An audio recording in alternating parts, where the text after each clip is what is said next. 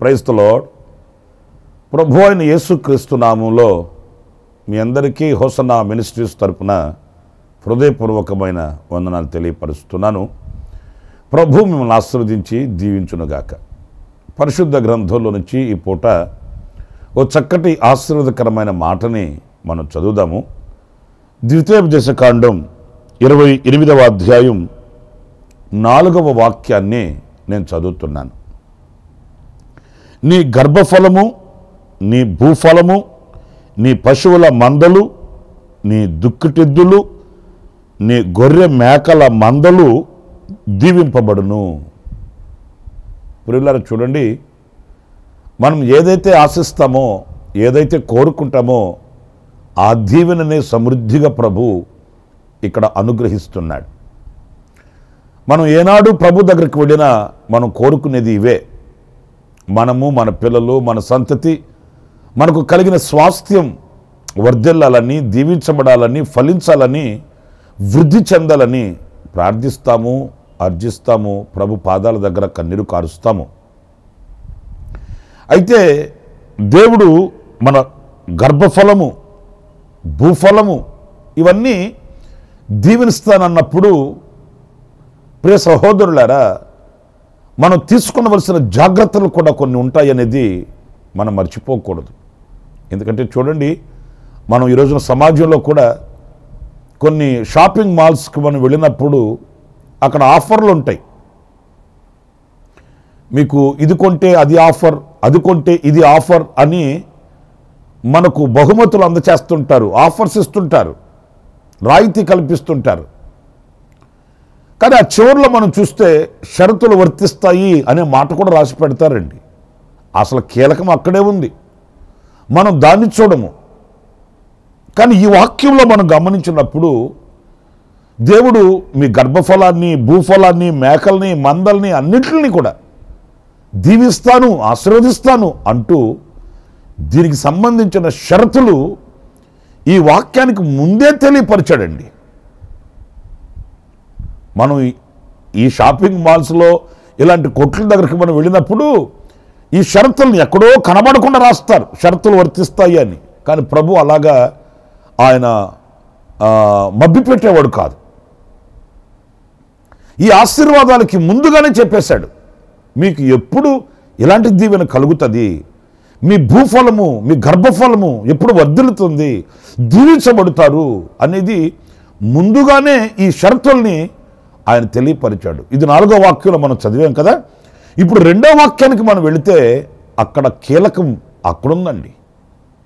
నేను చదువుతాను ఆ మాటలు చూడండి.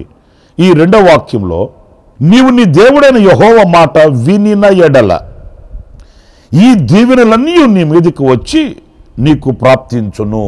చూసారండి, ఇది మనం నేర్చుకోవలసిన కీలకమైనటువంటి పాత్ర. ఎప్పుడు ఈ దీవెనలు మన మీదకి వస్తాయంటే ఇక్కడ మనం గమనించేది, నీ దేవుడైన యెహోవా మాట నీవు వినిన ఎడల. ఆయన మాట వినాలి. దానికి ఆఫర్ ఏంటంటే నీ సంతతి దీవించబడుతుంది, నీ భూఫలము ఆశీర్వదించబడుతుంది, నీ దుక్కుటెద్దులు దీవించబడతాయి. ఇంకా మనం ఆశీర్వాదాల గురించి చదివాం కదా. నీ గొర్రెలు, నీ మేక మందలు అన్నీ దీవించబడతాయి. కీలకమైనది ఏంటంటే ఆయన మాట మనం వినాలి. ఆయన మాట మనం వినకుండా నన్ను దీవించు, నన్ను ఆశీర్వదించు, నా పిల్లల్ని ఉన్నతంగా చూడు, నా పిల్లల్ని ఉన్నతంగా ఆశీర్వదించు, నాకంటే గనులై ఉండేటట్లు ప్రభువా సహాయం చేయి, మనం చేసే ఈ ప్రార్థనలన్నీ చాలా మనం అవివేకంగా చేస్తున్నాము అనేది మనం గుర్తించాలి. మనం ఆయన మాట వినిన వారమే అయితే తద్వారా వచ్చే ఏ ఆశీర్వాదం మనం దాటిపోదండి. దాని వలన కలిగే దీవెన మనల్ని ఎప్పుడు దూరంగా ఉంచదు. కీర్తనకారుడు దావీదు చెప్పాడు కదా, కృప క్షేమాలు నా వెంట వస్తున్నాయని. అలాగే వెంటే వస్తాయి, వెంటే ఉంటాయి, వెంటే మనల్ని సాక్షిగా మలుస్తాయి. ఎప్పుడు అంటే ఆయన మాట మనం వినాలి. మనమేమో అధికారుల మాట వింటాము, వైద్యుల మాట వింటాము, మనకు నచ్చి మెచ్చిన వాళ్ళ మాట వింటాము. దీవెనలు కలిగించే దేవుని మాట మాత్రం మనం వినము. మనకు చాలా ఎక్కసంగా ఉంటుంది దేవుని మాటలు వినడం అనేది. ఎవరైతే ఆ మాటను వినగలుగుతారో నా ప్రియమైన సహోదరులారా, వారికి ఈ దీవెనలు కలుగుతాయి. అయితే ఇంకొక విశేషమైనటువంటి అనుభవం ఏంటంటే, ఇక్కడ మీరు అడుగుతారేమో, అయ్యా దేవుని మాట వినకుండానే ఉన్నామా? దేవుని మాట వినకుండానే భక్తి చేస్తున్నామా? దేవుని మాట వినకుండానే ప్రభు దగ్గరకు వచ్చామా? ఇలాంటి ప్రశ్నలన్నీ మన మనసులో చెలరేగుతాయి. ఎందుకంటే ఇలాగ మాట్లాడతారు ఏంటండి వీళ్ళు, దేవుని మాట వినకుండా ఎవరి మాట వింటామేంటి అనే ప్రశ్న వెంటనే మీ మనసులో లేచి నిలబడుతుంది, మిమ్మల్ని పురుకొల్పుతుంది. ఏమి నువ్వు తక్కువ భక్తి చేసావా? నువ్వు తక్కువ కానికిచ్చావా? తక్కువ ప్రయాసపడ్డావా? ఏంటి మౌనంగా ఉంటావేంటి నువ్వు అన్నట్లుగా మన మనసులో ఈ మాట మనల్ని రెచ్చగొడుతుంది. అయితే ఒక మాట చెప్తాను వినండి. వింటున్నాంలే కానీ ఎలా వింటున్నాము? ఎలా వింటున్నామండి ఆయన మాట? నేను చెప్పడం కాదులే కానీ దేవుని వాక్యం దగ్గరకు వద్దాం. ఎలా వినాలి ఆయన మాటని అని గనక దేవుని వాక్యం దగ్గరకు వస్తే చక్కటి అనుభవం. యెషయా గ్రంథం 1వ అధ్యాయం 19వ వాక్యంలో మనం చదివినప్పుడు ఎలా వినాలో అక్కడ రాయబడింది. చదువుతాను ఆ మాటని. మీరు సమ్మతించి నా మాట వినిన ఎడల మీరు భూమి యొక్క మంచి పదార్థములను అనుభవింతురు. చూసారండి, మీకు సమాధానం దొరికింది అనుకుంటున్నాను నేను. ఇక్కడ మనం గమనిస్తే మీరు సమ్మతించి వినాలి నా మాట. వినడం కాదు సుమా, అందరూ వింటున్నారు, అందరూ వింటాము. ఆదివారం వెళ్తే సగం నోట్బుక్ రాసేస్తాం, మన ఇంట్లో డైరీలు పేర్చి పెట్టేస్తాం. ఇంక నేను చెప్తే మీరు బాధపడతారులే కానీ ఇంటికి, ఒంటికి, కంటికి, ఇంకా కంచాలకి, మంచాలకి అన్నిటికీ వాక్యమే. కానీ సమ్మతించే వాళ్ళు ఎంతమంది వాక్యాన్ని? ఏమంటే వాక్యం అలాగే చెప్తుంటుందిలేండి, అలాగే చేయాలంటే ఎలా కుదురుతుంది, అలాగే బ్రతకాలంటే ఎలా కుదురుతుంది? ఉప్పు కారం తినేవాళ్ళమైతే ఇదిగో ఇది మన నోట వచ్చే మాట. రేడియోలో వాక్యమే, టీవీల్లో వాక్యమే, సెల్ ఫోన్లో వాక్యమే. ఈరోజు వాక్యం లేని చోటు ఎక్కడుంది? కానీ ఆ వాక్యాన్ని విని ఆ వాక్యాన్ని సమ్మతించి అంగీకరించే వాళ్ళు ఎంతమంది? సమ్మతిస్తున్నామా వాక్యానికి? వాక్యం ఎలా చెప్తుంది, మనం అలాగే చేయాలి అని తీర్మానం ఎంతమంది తీసుకుంటున్నారు? 2 గంటలు ప్రసంగం వింటారు, ఆఖరిలో 5 నిమిషాలు ప్రార్థన చేసుకోమంటే బైబిల్ సంఖ్యలో పెట్టుకుని అడ్రస్ లేకుండా వెళ్ళిపోతారు. 1.5 గంట సేపు దైవజనుడు గుండెలు పగిలేటట్లు కేకలేసి చెప్పే వాక్యాన్ని వింటాము, మాస్టర్ గారికి పాస్టర్ గారికి మార్కులు వేసేస్తాము, ఆ తర్వాత అడ్రస్ లేకుండా మీ అడ్రస్కి వెళ్ళిపోతాము. ఏదో అర్జెంటుగా ఇప్పుడే టెలిగ్రామ్ వచ్చిందండి, ఇప్పుడే నేను వెళ్ళి అక్కడ వాలిపోవాలండి అన్నట్లుగా వెళ్ళిపోతాం. అరే, చెప్పిన వాక్యం ఎలా ఉంది, నేను ఇలాగే చేస్తాను ప్రభువా, అలాగే నేను నడుస్తానయ్యా, అలాగే నీ మాట ప్రకారమే చేస్తానయ్యా అని తీర్మానం చేసేవాళ్ళు ఎక్కడ? అని తీర్మానాలు ఎక్కడ? నా ప్రియమైన సహోదరులారా, సమ్మతించి ఆయన మాట వినాలట. ఆయన పలికినప్పుడు, ఆయన మాట విన్నప్పుడు సమ్మతించాలి. ప్రభు అలాగే నువ్వు చెప్పినట్టు. మీరు పేతురు వలలు కడుక్కుంటున్నాడు, తెల్లవారుతుంది, ప్రభు అతనికి ప్రత్యక్షమయ్యాడు. ఏమన్నా చేపలు పట్టారా? చూడండి, పేతురు అక్కడ ఏమి ప్రభుకు దాచిపెట్టలేదు. ఏమైనా సంపాదించారా? ఏమైనా మీరు వలలో ప్రయాసపడ్డారు కదా, ఏమన్నా చేపలు పట్టారా అన్నప్పుడు మనమైతే ఏమంటాం? ముక్కు మొహం తెలియని వాళ్ళు ఒకరు వచ్చి ఏమన్నా సంపాదించారా అంటే ఏమంటామండి? ఏమీ లేకపోయినా బిల్డప్ ఇచ్చేస్తాం. సంపాదించకుండా ఎందుకుంటామండి? అంత చేతగాని వాళ్ళు అనుకున్నామేంటి? అది సంపాదించాము, ఇది సంపాదించాము, అంతుంది ఇంతుంది అని ఎంతో చెప్పేస్తాం. మరి పేతురు కూడా ఆ రోజున ఈయన ఎవరో ముక్కు ముఖం తెలియనని వచ్చి అడుగుతున్నాడు.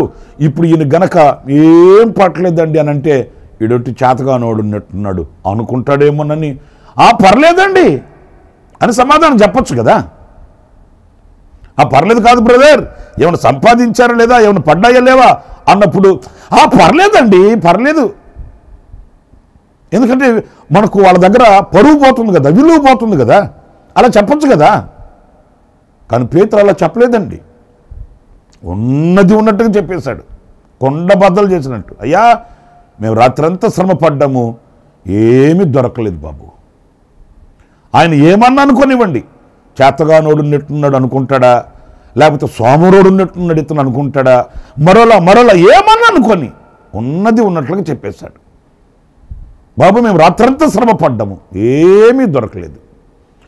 ఈ యథార్థమైన హృదయాన్ని చూశాడు దేవుడు. వెంటనే అన్నాడు, ఇప్పుడు మీరు వల వేయండి అంటే ఆయనకు ఆశ్చర్యం కలిగింది. అరే, ఈ పగలు చేపలు పడవు కదా. మళ్ళీ ఆలోచించాడు, ఇప్పుడు నేను ప్రయాసపడ్డాను, ఏమి దొరకలేదు, మరి ఆయన ఏందో వల వేయమంటున్నాడు, లోబడితే ఏమైంది, సమ్మతిస్తే ఏమైంది ఇప్పుడు? వెంటనే పేతురు అన్నాడు, అయ్యా, నీ మాట చొప్పున వల వేస్తాను. దీవెన కలగలేదా, ఆశీర్వాదం రాలేదా,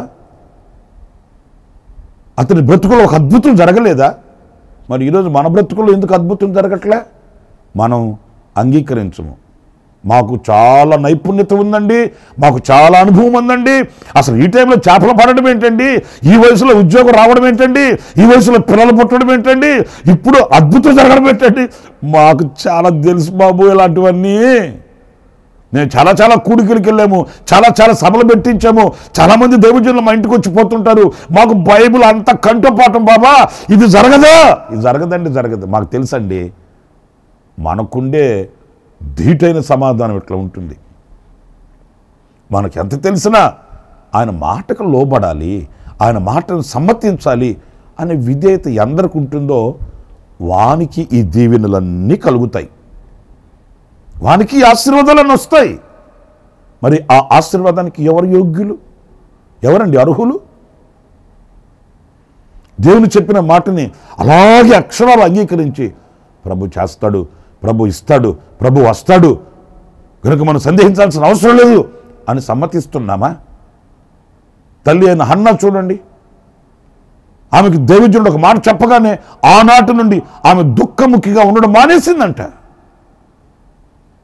ఇంకా ఏమీ ఆమెకి ఆనవాళ్ళు కానీ సూచనలు కానీ లేవు. అయినప్పటికీ కూడా దైవజనుడు ఆనాడు ఆ మాట అన్నాడు. ఆ మాట విన్న క్షణానే ఆమె విశ్వసించి అంగీకరించి సమ్మతించేసింది. ఆనాటి నుండి ఆమె దుఃఖముఖిగా ఉండడం మానేసింది, సంతోషంగా సాగి వెళ్ళింది. ఎంత ఆశ్చర్యంగా ఉంది ఈ మాట. మనకు ఆనవాళ్ళు కావాలి, ఆధారాలు కావాలి, ఎంతో అంత ఆధార్ కార్డు కూడా కావాలి. అప్పుడు కానీ మనం నమ్మం. ఏముండి మంత్రాలకి చింతకాయలు రాలుతాయి అంటండి అంటాడు. మరి చింతకాయ రాలకపోతే మంత్రం ఎందుకు? ఆ మంత్రం వేస్తే చింతకాయ రాలకపోతే ఇంక మంత్రం అని ఎందుకంటారు దాన్ని? ఎట్లా రాలుతాయండి అంటాడు. మరి ఎట్లా రాలుతాయన అనేవాడికి మంత్రం ఎందుకు? ఏమంటే గాల్లో దీపం పెట్టి దేవుడు అంటే ఆరిపోకుండా ఉంటుందా? మరి ఆరిపోకుండా ఉంటేనే కదా దేవుడు. ఆరిపోయేపోతే దేవుడు ఎందుకు? ఇవన్నీ అనర్థాలైన అవిశ్వాసపు మాటలండి. ఎవరైతే ఆయన మాటని సమ్మతించి వింటారో, ప్రియమైన సహోదరులరా, కానా విందులో ద్రాక్షరసం అయిపోయింది. తల్లి అయిన మరియమ్మ తల్లి ఏం చెప్పింది? అయ్యా, ఇవన్నీ పక్కన పెట్టి ఆయన మీతో ఏం చెప్తాడు అది చేయండి స్వామి. ఆయన మీతో ఏం చెప్తాడు అది చేయండి, ఆయన చెప్పింది వినండి, ఒక అద్భుతం జరుగుతుంది, మీ కన్నీళ్లు తొలుగుతాయి, కళదెప్పిన ఈ కళ్యాణంలో కాస్త మెరుగు కలుగుతుంది, అద్భుతం జరుగుతుంది. ఆయన చెప్పింది వినండి చాలు, ఇంక ఎన్నెందుకు? అది చేయమంటావా, ఇది చేయమంటావా, అక్కడికి ఎన్నెందుకు నాయన? ఆయన చెప్పింది చేయండి, అదే ఆశీర్వాదం అండి. మీకు ఇంకొక విషయం కూడా జ్ఞాపకం చేస్తాను, ఎలా మనం వినాలి ఆయన మాట అంటే, మీరు యెషయా గ్రంథంలోనే 66వ అధ్యాయం 2వ వాక్యం చదువుతాను. 66వ అధ్యాయం 2వ వాక్యంలో, అవన్నీ నీ హస్తకృత్యములు, అవి నా వలన కలిగినవని యెహోవా సెలవిచ్చుచున్నాడు. ఎవడు దీనుడై నలిగిన హృదయము గలవాడై నా మాట విని వణుకుచుండునో వానినే నేను దృష్టించుచున్నాను. ఇక్కడ చూడండి, నా మాట విని వణుకుచుండునో. ఏది చలిబుట్టి కాదు, భయపడి. ఆయన మాట ఎలా వినాలి అని అంటే గడగడగడ వణుకుచు వినాలంట, అంటే భయముతో వినాలంట ఆయన మాటని. అప్పుడు ఈ దీవెనలన్నీ వానికి ప్రాప్తిస్తాయి. నీ గర్భఫలము, నీ భూఫలము, నీ దుక్కిటెద్దులు, నీ మేకలు, నీ గొర్రెలు, నీ మందలు అన్నీ దీవించబడతాయి, ఆశీర్వదించబడతాం. ఎప్పుడు ఆయన మాటని భయముతో వినాలట, వణుకుతో వినాలట. నా ప్రియులారా, దేవుని మాట మీద మనకి ఎంత భయం ఉంది, ఎంతగా మనం భయపడుతున్నాం దేవుని మాటకి. వాక్యం వినేటప్పుడు సెల్ ఫోన్తో చాటింగ్ చేసుకుంటూ వింటున్నామా? దేవుని మాటలు వినేటప్పుడు కాడు చాపుకొని నిర్లక్ష్య స్వభావంతో వింటున్నామా? దేవుని మాట వినేటప్పుడు ఏదో పరధ్యాసతో వాక్యానికి ఇవ్వవలసిన విలువ ఇవ్వకుండా వింటున్నామా? ఎలా వింటున్నాము? ఆయన మాట విన్నప్పుడు గడగడగడ వణుకుతున్నామా? ప్రకటన గ్రంథంలో పద్మాసు దీవులో ఉన్న దైవజనుడైన యోహాను చూడండి, చచ్చిన వాడి వల్ల నేను పడిపోయాను అన్నాడు. అమ్మో, అంత భయం. అబ్రహాము చూడండి, విజ్ఞాపన చేసేటప్పుడు అయ్యా ఒక్క మాట మాట్లాడినా, సాహసించి ఇంకొక్క మాట మాట్లాడినా, తెగించి ఇంకొక్క మాట. ఏంటి అంత భయం ఏంటి? నీ స్నేహితుడు కదా, నా స్నేహితుడైన అబ్రహాముకి నేను దాచేదనా అన్నాడు కదా ప్రభువు. మరి ఆ స్నేహితుడు అని చెప్పిన ప్రభుతో మాట్లాడడంలో ఎందుకు నీకు అంత భయం? అది యెహోవా వాక్, అది దేవుని మాట. దేవుని మాట వినేటప్పుడు ఆ భయము మనకు ఉండాలండి. ఇది దేవుని మాట, పుటమ వేయబడిన మాట. ఇది అగ్ని వంటి వాక్కు, ఇది 2 అంచులు కలిగిన వాడి అయినటువంటి ఖడ్గము లాంటిది. ఆ భయం మనకు ఉండాలండి. ఎప్పుడైతే దేవుని వాక్యాన్ని అంత భయముతో మనం వినగలుగుతామో, దేవుని మాటని మనం వణుకుచు భయపడుతూ. అబ్రహాం జీవిత చరిత్రలో మనకు బాగా తెలుసు. దేవుడు ఏమన్నాడు అబ్రహాముని? నీవు అమితముగా ప్రేమించుచున్న నీ ఒక్కగానొక్క కుమారుణ్ణి, ఆయనే చెప్పాడు కదా, నీవు అమితముగా ప్రేమించుచున్నా నీ ఒక్కగానొక్క కుమారుణ్ణి నేను చూపించే ఆ పర్వతం మీద నాకు దహన బలిగా అర్పించమన్నాడు. ఎంత మీరు ఆలోచించండి. మీ ఇంట్లో ఒకడున్నాడు కదా, దేనికి పనికిరానోడు, వాడు మాట వినడు, పని చేయడు, తిరుగుతూ ఉంటాడు, దేనికి పనికిరానోడు. ఆయన తీసుకొని వచ్చి నాకు ఇచ్చేయి, నా దగ్గర ఉంటాడు అనలేదండి. దేనికి పనికి రాకుండా, ఇంటికి పనికి రాకుండా తనకు ఏది తోస్తే చేసుకుంటూ తిరుగుతున్నాడు కదా లోకానుసారంగా. ఆయన తీసుకొని వచ్చి నాకు ఇచ్చేయి, ఆయన సరిచేసి నేను నాతో ఉంచుకుంటాను అని అనలేదండి. నీవు దేనినైతే ప్రేమిస్తున్నావో, నీ ఇంట్లో ఏదైతే నీకు ఘనముగా ఉన్నదో, నీ మనసులో దేనికైతే విలువ ఉన్నదో, దేనికైతే నీవు ఉన్నతమైన స్థానాన్ని ఇచ్చున్నావో దానిని. మనమేమో ఉన్నతమైన వాటిని, ఘనమైన వాటిని, రమ్యమైన వాటిని మన దగ్గర పెట్టుకొని అల్పమైనవి, రాలిపోయినవి, ఊడిపోయినవి, పాసిపోయినవి అవి మాత్రం దేవునికి నమ్మకంగా అప్పగిస్తామండి. మాకు ఇంట్లో ఒక అబ్బాయి ఉన్నాడండి, ఆడు దేనికి మాటినడు, అసలు యమా పొగరబోతాడు. ఆడు తీసుకెళ్ళి సేవలో ఉంచుకుంటారండి. మాటినే వాడిని మాత్రం ఎంటెక్ చదివిస్తాను, మాటిన వాడిని మాత్రం మీ అంట తిప్పుకుంటారండి. అబ్రహాముతో దేవుడు చెప్పాడు, నీవు అమితముగా ప్రేమించుచున్నా, నీ గుండెల్లో నిండుకొని ఉన్నా అతన్ని నాకు దహన బలిగా అర్పించు, నాకు కానుకగా ఇవ్వు. దేవుని మాటకి ఎంత భయపడ్డాడంటే అబ్రహాము తడువు చేయలేదండి. ఉదయముననే లేచి కత్తె, కట్టెలు, పని వాళ్ళని తీసుకొని కుమారుని తీసుకుని వెళ్ళిపోయాడు. దేవుని మాటకు భయపడడం అంటే ఏంటి? దేవుని మాటకు భయపడిన వ్యక్తి నిర్లక్ష్యంగా ఉండడు, ఆలస్యం చేయడు, జాప్యం చేయడు. ఏమవుతుందో, ఏం చేస్తాడంటే చేద్దాంలే అని ఉండడు. వెంటనే ఆ పని చేసి నెరవేర్చి ముగించడానికి సాహసిస్తాడు. ఆకాశ నక్షత్రాల వలె అబ్రహాం దీవించబడ్డాడంటే ఎలా దీవించబడ్డాడు? లంచం కట్టి దీవించబడ్డా? ఎలియాజరు ఏం చెప్పాడు? నా యజమానుడైన అబ్రహాముని దేవుడు యెహోవా ఆశీర్వదించాడు. యెహోవా చేత ఆశీర్వదించబడిన వాడు నా యజమానుడు, యెహోవా చేత దీవించబడినవాడు. ఎందుకు దీవించాడు అంటే దేవుని మాటకు అంత భయపడినవాడు అబ్రహాం. మరి మనం భయపడుతున్నామా దేవుని మాటకి? దేవుని మాట విని ఆ రీతిగా మౌనం చేయాలనే భయం మనకు ఉంటుందా? ఆఖరిగా మరొక మాట నేను మీకు జ్ఞాపకం చేస్తాను. అదేంటంటే ప్రకటన గ్రంథం 1వ అధ్యాయం 3వ వాక్యాన్ని మనం చదివినప్పుడు అందులో ఉన్న మాటను నేను చదువుతున్నాను. సమయము సమీపించినది గనుక ఈ ప్రవచన వాక్యములు చదువువాడును వాటిని విని ఇందులో వ్రాయబడిన సంగతులను గైకొనువాడును ధన్యులు. ప్రియులారా చూడండి, వాక్యంలో విని గైకొనాలంట. వినడం మాత్రమే కాదు సుమా, అందరం వింటున్నాం కదా. గైకొనడం, గ్రహించడం.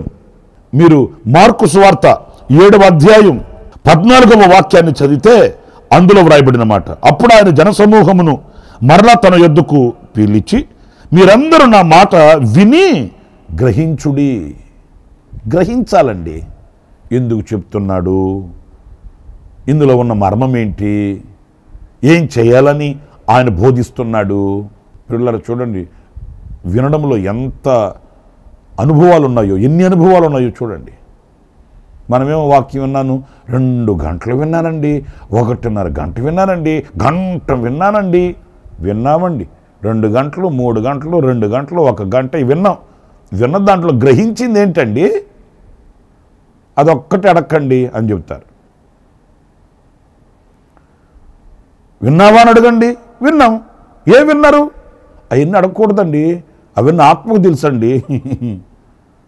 మరి ఆత్మకు తెలిసింది ఒక మాట చెప్పండి. ఈరోజు ఆరాధనకి వెళ్ళి వచ్చారు కదా, ఏ వాక్యం విన్నారండి అని అడగండి. విన్న వాక్యాన్ని గ్రహించి అందులోని విషయాలు చెప్పే వాళ్ళని వేళ మీద మేము లెక్క పెట్టవచ్చు.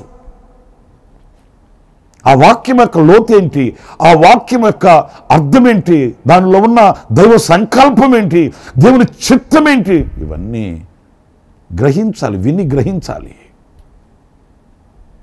ఈ నా శరీరము తిని ఈ నా రక్తం త్రాగువాడు నిత్య జీవము గలవాడు అవుతాడని ప్రభు చెప్తే ఆ మాట వాళ్ళకి ఎక్కింది కిక్కు. ఏంట్రా, ఏంటినా నా శరీరం తిని నా రక్తం త్రాగు అంటాడేంటి? మనల్ని రాక్షసులు అనుకున్నాడు ఏంటినా? మనల్ని ఏంటి చిన్న చూపు చూస్తున్నాడు? రక్తం దాగి మనుషుల మాంసాన్ని తినేవాళ్ళలాగా అనుకున్నాడా మనల్ని? ఎందుకు మన మీద ఆయనకి ఇంత చిన్న చూపు? నేను మొదటి నుంచే గమనిస్తున్నా, మనమంటే ఈయన ఏదో కొంచెం చిన్న చూపు చూస్తున్నాడు రా బాబా, నేను చెప్తానే ఉన్నా, మీకు అర్థమై చావలా.